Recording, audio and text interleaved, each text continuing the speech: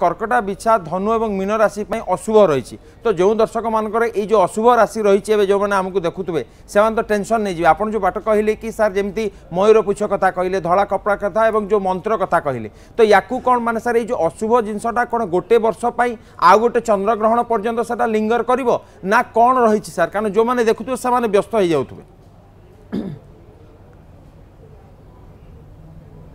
चंद्रग्रहण जहाँ रसंता काली जोटा कि आपणकर भाद्रव शुक्ल पक्ष पूर्णिमा हिंदू पूर्णिमा आपणकर ए पूर्णिमाटी देखंतु आमर काली ठारू मध्य महालया पक्ष भी आरंभ हो महालया श्राद्धर दिन काली प्रतिपदा श्राद्ध भी रही तेणु ये ग्रहण जितेबले काली हम ये गोटे अलभ्य जोग ए जोगरे जो व्यक्ति विशेष मानक ग्रहण अशुभ रही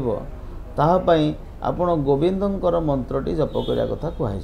किंतु आपण आ गोटे प्रश्न पचारे जे केते दिन पर्यंत ए ग्रहणर अशुभत्व प्राप्त रहिबो ना आउ गोटे ग्रहण आसीबा पर्यंत